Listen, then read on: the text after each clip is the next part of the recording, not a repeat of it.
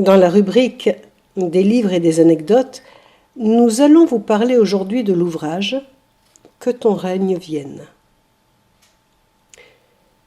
Tout le monde admire la morale évangélique. Chacun en proclame la sublimité et la nécessité. Les spirites y trouvent des leçons qui les concernent particulièrement pour soutenir cet effort de charité nécessaire pour leur prochain.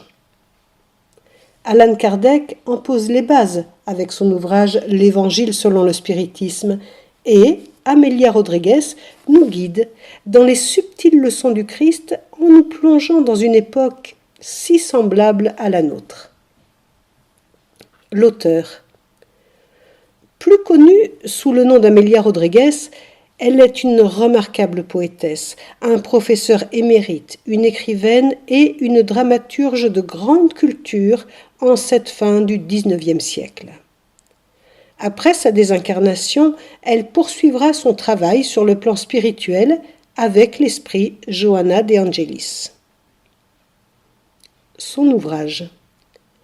Il est dicté au médium d'Ivaldo Franco dans le courant de l'année 1966. Il s'agit d'un premier volume d'une série voulant porter un nouveau regard sur l'Évangile. Écoutons donc un extrait, chapitre 3, le chant sublime. Cette année-là, le mois de juin était plus chaud que les années précédentes. La longue journée, étouffante, tirait à sa fin, alors que le soleil, à moitié caché derrière les hauts pics, incendiait les nuages vaporeux que le vent balayait sur son passage, teintant le ciel de pourpre et d'or. La pente douce de la montagne aboutissait à un vaste plateau parsemé de petits arbres offrant tout de même un abri.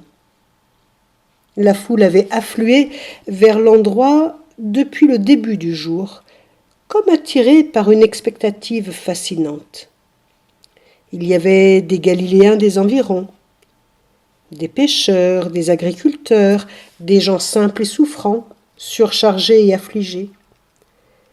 Il y avait des Juifs arrivés d'au-delà du Jourdain, de Jérusalem, des étrangers de la Décapole. Les voix s'entremêlaient dans les dialectes régionaux et tous partageaient la même immense curiosité empreinte d'attente et de désir. Soumis par les puissants, ces gens subissaient invariablement le mépris, l'arrogance et la présomption. Ces gens s'aimaient dans leur douleur et leur nécessité et s'entraidaient. Ce rabbin qui les encourageait était le roi attendu depuis des siècles, espéré affectueusement, qui les libérerait de l'opprobre et de la servitude. Il l'avait entendu et l'avait vu plus d'une fois.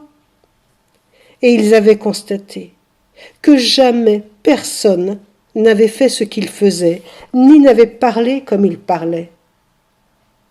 Ils étaient accourus de partout pour l'entendre, des alentours du lac, des campagnes, des villes distantes et des villages. Il y avait quelque chose de particulier dans l'air. Le bleu scintillant du ciel s'agençait au vert vif de la terre, et la brise caressante arrivait de la mer, des landes et des contreforts du mont Hermon qui alternaient pour se répandre sur l'immense plateau d'Esdraelon, transportant l'odeur douce amère du sol brûlé. Dans sa grandeur particulière, la montagne est aussi un symbole. Le symbole du Fils de l'homme qui descend jusqu'aux humains en vainquant les difficultés de l'immersion dans l'abîme, et celui de l'homme qui élève et conduit les humains au-delà des escarpements lacérants jusqu'au cœur de Dieu.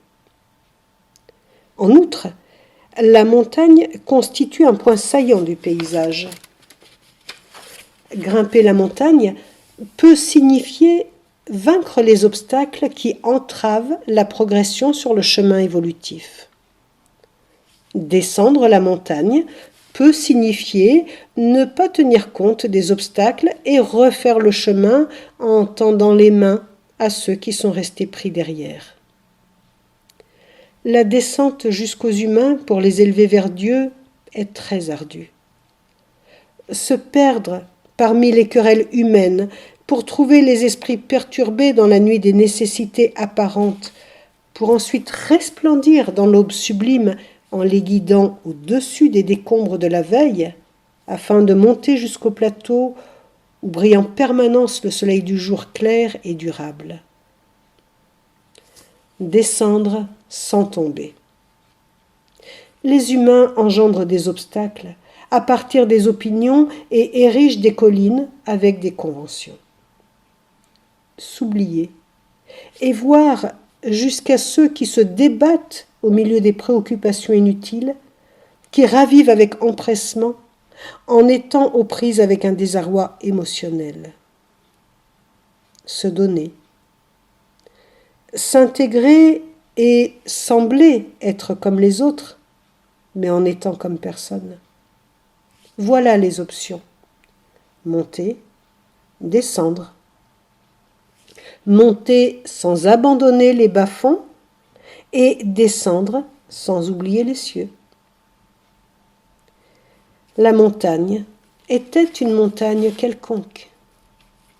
Le poème qui y serait récité n'avait jamais été entendu et ne le serait plus jamais non plus en aucune autre époque.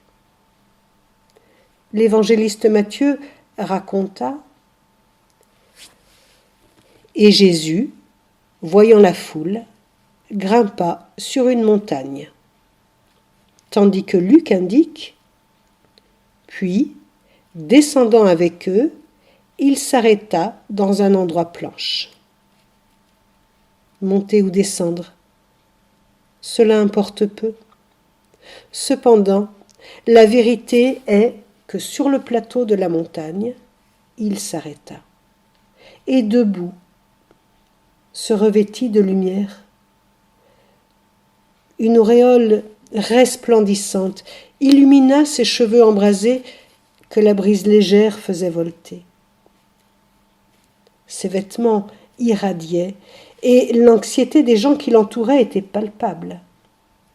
Dans la foule, hommes, femmes et enfants verraient gravé dans leur cerveau et dans leur cœur le message, le poème qui établirait des réalités différentes. La foule était sa passion, sa vie. Il l'aimait et en prenait soin. Il la guidait. Sentant la foule envoûtée, magnétisée, s'oubliant elle-même dans une sublime communion dont débordait toute la vie, il prit la parole pour leur enseigner. Bienheureux les pauvres en esprit, car le royaume des cieux est à eux. Les pauvres, tout le monde les connaissait. Ils étaient vêtus de haillons, nauséabonds, malades. Ils tendaient la main que la misère avait usée. Ils étaient pauvres. Toutefois, nombre d'entre eux possédaient les trésors de la richesse de l'esprit. Un esprit riche de révolte, détenteur de passion, doté d'un vaste capital d'angoisse et d'amertume. Qu'étaient donc ces pauvres en esprit? Le vent sifflait une douce mélopée pour la foule pensante, qui réfléchissait dans le silence qui s'était installé spontanément, pendant la pause qui se fit naturellement et s'étirait. Les riches possédaient de l'argent, des titres et des propriétés, ainsi que des esprits riches d'ambition, d'orgueil et d'aversion envers la nouveauté. Les pauvres en esprit sont ceux qui n'ont ni possession, ni ambition, qui aiment la liberté, qui luttent pour les droits d'autrui, qui sont idéalistes, qui cultivent la vérité et sont prêts pour la vérité. Ils n'ont pas d'entrave qui les empêche d'avancer, ni d'aimant qui les tire vers l'avant. Ils ressemblent aux simples, aux démunis et aux enfants. Ils sont entièrement libres. Ils sont candidats pour le royaume des cieux en étant déjà sujets de celui-ci.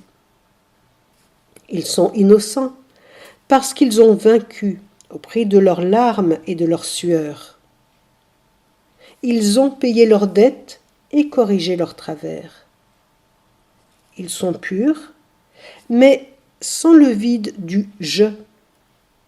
Ils sont prédisposés à décider par eux-mêmes et à se sublimer eux-mêmes. Ils se sont libérés des résidus du monde, sans être détruits ni affligés. Ils sont comme tous les autres, aux côtés de tous, sans personne, sans être attachés aux autres ni soumis à leurs conventions. Pauvres en esprit. La foule attendait. Les cœurs battaient. Les yeux de tous brillaient d'une lueur différente. La voix du rabbin enchantait. Bienheureux ceux qui pleurent, car ils seront consolés. L'œil est la chandelle du corps, et tous les yeux s'étaient allumés, baignés de larmes. Le visage du rabbin était d'or et se reflétait sur le ciel lointain, très clair. Tous les gens présents avaient accumulé des larmes, et beaucoup les versaient sans cesse au fil de leurs rudes épreuves, en secret ou publiquement. Longue est la route de la souffrance. Rudes et cruels sont les jours de l'existence. Esprit marqué par l'inconfort et l'inquiétude, cœur déchiré, maladie et expiation.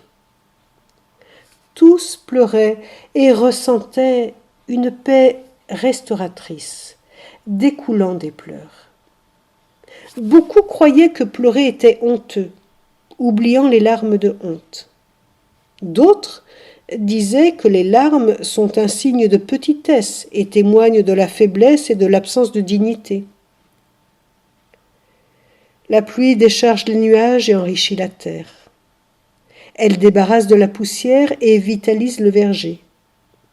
Les larmes constituent une présence divine. Quand une personne pleure, c'est la loi qui s'applique, traçant des chemins de paix dans les provinces de l'esprit en vue de l'avenir. Les pleurs ne peuvent donc pas remplacer les rênes contenant la révolte lors des crises de folie. On ne peut pas non plus esquiver dans le courant les rives abruptes de l'équilibre et laisser le ruisseau tumultueux semer la destruction et déchirer les champs. Pleurer, c'est chercher Dieu dans les régions brûlantes de la solitude, seul et avec lui, ignoré de tous, mais dans sa mémoire, souffrant de toutes parts, mais entendu par ses oreilles. Les pleurs disent ce que la bouche ne parvient pas à murmurer. Une personne qui pleure sollicite, dans l'attente, dans l'impossibilité de s'exprimer par des mots, de mettre son âme à nu, de se libérer de toute inquiétude. Ils seront consolés.